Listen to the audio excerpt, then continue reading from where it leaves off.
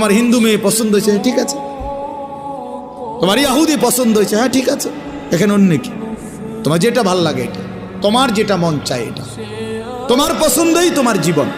খোদার কসম, কোরআন শরীফের আয়াত আছে বাপ, সূরা আরাফের মধ্যে আল্লাহ তাআলা বলছে, এই মনের ইচ্ছা মতো যে চলে, ওয়াত্তাবা হাওয়াহু, যে তার নফসের মনের চাহিদার অনুসরণ করে, আল্লাহর বিধান, রাসূলের বিধান, কোরআনের বিধান, ইসলামের বিধান, ধর্মের বিধান কিছুই যে মানে না, কোনো ধার ধারে না, পরোয়া করে না, পাত্তা দেয় না, আল্লাহর কসম, আল্লাহ কোরআনে বলছেন ফামাসালুহু কামাসালিল কালব, ওই ব্যক্তির উদাহরণ, ওই ব্যক্তির জিন্দেগি কুকুরের মতো, কুত্তার মতো, কুত্তার মতো, কুত্তার মতো, কুত্তার মতো। বেটা, ওই জিন্দেগি কুত্তার জিন্দেগি, ওই জিন্দেগি কুত্তার জিন্দেগি।